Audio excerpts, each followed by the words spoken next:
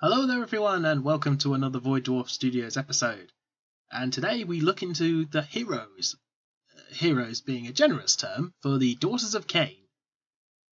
And first off, we are going to start off with the Hag Queens. The High Priestess, known as a Hag Queen, are the guardians of Khaine's mysteries and the leaders of the temple rites, as well as the various cults around the Middle Realms. Through the teaching of the High Oracle, Marathi herself, the Hag Queens learn secret rituals, words of power, and divine incantations that allow Khaine's energies to flow, with all the gushing impetus of blood from a severed artery. Gotta love that beautiful description in the Khaine army book there. And they receive their orders directly from Marathi. It is also the Hag Queens who create the various wonderful potions that can make the witch elves go into lustful, crazy and erratic murder sprees. And perhaps the most important duty of all the Hag Queens is to prepare the cauldrons. You know, the wonderful things on top of the altars of Khaine that I mentioned earlier? Yeah, for making sure that those things are ready for war. As well as creating a wonderful ritual of rebirth, which uses the blood from these cauldrons to basically rejuvenate the Hag Queens. This keeps the Hag Queen young in body, supple in appearance, and, well, basically it's the best foundation that you'll ever find and will make you always young. All elves, save the Deepkin, have very long lifespans, far greater than all of the lesser races, as the elves like to describe them as. Yet Hag Queens themselves have lived for years beyond even some of the oldest of elf kind, thanks to this wonderful blood red E45 cream they love to lather themselves in. However, without regular baths in this sticky cauldron, most Hag Queens will die relatively rapidly. And it's another one of those fantastic ways that Marathi keeps the Hag Queens from ever stepping out of line. If a Hag Queen decides that she's the one who should be taking more responsibility away from Marathi, then, well, she can always be denied access to the cauldron. And when that happens, she will rapidly age into a frail old elf and more than likely disintegrate into dust due to the magical effects of the cauldron. Hag Queens have a pretty respectable profile for a hero. You have 5 wounds, 6 movement, 5+ save, and 8 bravery, as well as having Blade of Khaine for 4 attacks, hitting on 3s, wounding on 4s with -1 rend and 1 damage. In addition to this Blade of Khaine, she also carries a Chalice of Witch Brew. The Witch Brew is the distilled blood from a Slaughter Queen, another high priest amongst the Witch Elves, which I will get to next. Basically, once drunk, it will drive the Witch Elves into a murderous frenzy. In your hero phase, you can pick one friendly Daughter of Khaine unit within 3 inches of this model. Until your next hero phase, you can re-roll failed wound rolls for that unit's melee weapons, and they do not have to take battle shock tests. So that's a very handy screw you, this Witch Elf unit is staying right where it is and causing as much damage as possible. And they also are priestesses, which means they have prayers. On a 3+, these prayers are successfully cast, and you can only do 1 per hero phase. So, the first one is the Rune of Khaine. The Hag Queen's Blade of Khaine has a damage characteristic of D3 instead of 1. Very nice, especially when you know you're going to be fighting a really tough hero or some kind of monster. Touch of Death means you pick a unit within 3 inches of this model and you hide a dice in your hand. Your opponent has to pick which hand the dice is in, and if they pick the hand that the dice is held in, that unit takes D3 mortal wounds. Yeah, that's a pretty fun little aspect. And of course, as previously mentioned, you can stick this wonderful elf lady on top of an altar of Khaine, making her even more dangerous because all the abilities I've previously mentioned stack with the ones on the altar of Khaine. Yeah, it's not a particularly nice way to be introduced to this rather scantily clad lady. Slaughter Queens, given this title by Marathi, are martial leaders of the war covens. Whilst it is fair to say the Hag Queens are the high priestesses, the Slaughter Queens are more into the military aspects of their cult. Their blades of Khaine swinging in beautiful arcs, striking with incredible speed, and armed with the Death Sword, a wonderful weapon that they hold in their other hand, is imbued with Marathi's own scorn. And Marathi is a lady who could scorn things to dust, It delivers a killing blow on this fantastically enchanted edge, and can slice through flesh and armour like butter. And as you can see, this witch elf wears virtually no armour like her kin, relying on her ability to dodge, weave, duck and dive out of all incoming weapons. And frankly, witch elves are so ridiculously fast that this isn't too much of a problem, especially with their thousands, potentially years of training. The Slaughter Queen is the military leader of all covens, as I have just previously said. They are the ones who will lead their armies in battle, unless Marathi is present. But also their sheer force of will is a weapon, as well as their blade. A Slaughter Queen learns a killing word of power.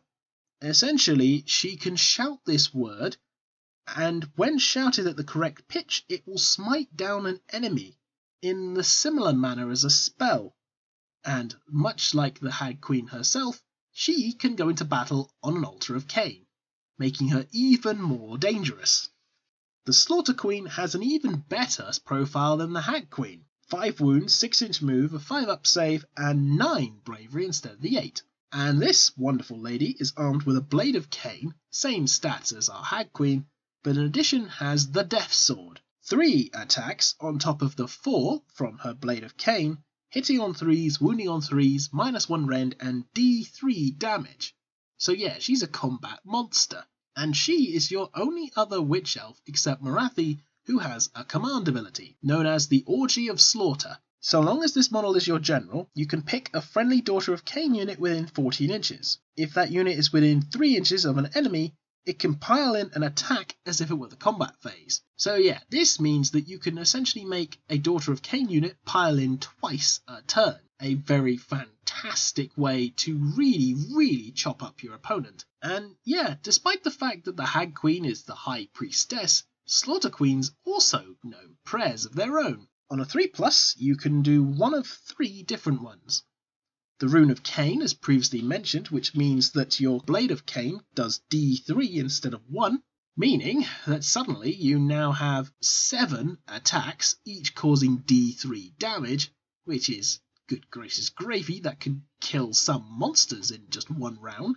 You still have the Touch of Death ability, meaning that you can cause an additional D3 mortal wounds, and on top of all this, you get a 3rd prayer, the Dance of Doom. Until your next hero phase, this model can choose to pile in an attack twice. So yeah, you send this lovely lady in, get 2 Hag Queens to cast the other 2 powers on her, and she just is going to murder whatever's in front.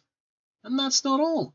Pact of Blood, which is the additional ability, means a Slaughter Queen can attempt to unbind a spell, 1 spell every hero phase, much like a wizard. She is a fantastic all-round general, definitely someone you want unless you're having Marathi. Frankly, even if you have Marathi, I would strongly urge you take this lady, as once you put her on top of the Altar of Khaine, yeah, that's gonna be all kinds of nastiness. And there is only one more hero that we have in the Daughter of Khaine army, and that is the Bloodrack Medusae. I have previously mentioned the Bloodrack Medusae in the War Shrine episode, but I will quickly go over it here as this is what she is like when she's on foot by herself.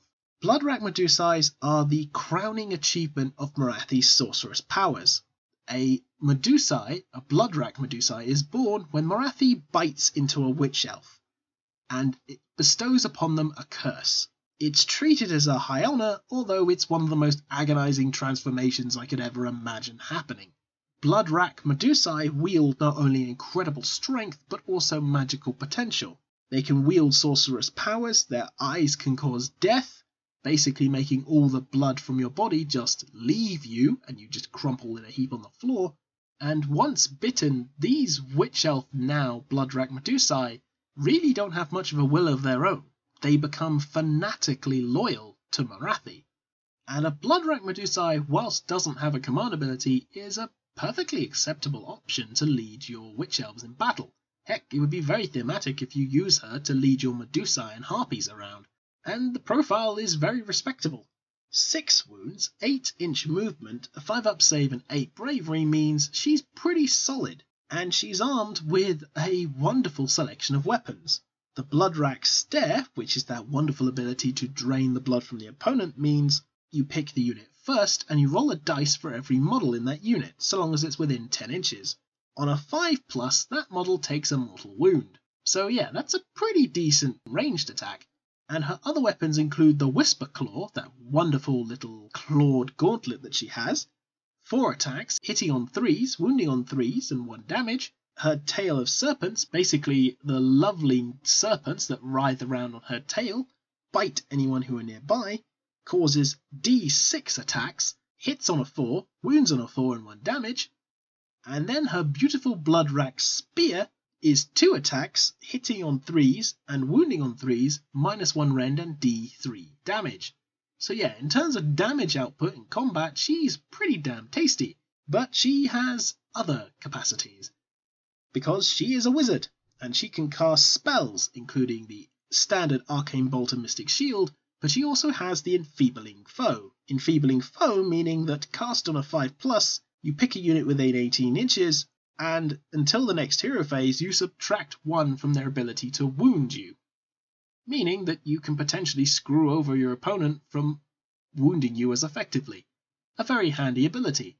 And of course, as previously mentioned, you can stick her on her own shrine, and she just causes even more problems. So yeah, that is the Witch Elf episode, everyone.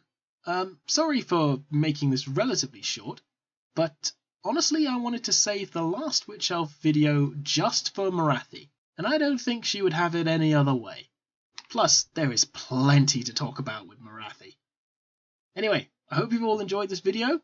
Feel free to check out the Patreon page as well as the Facebook page for new updates, and I hope to hear from you all soon.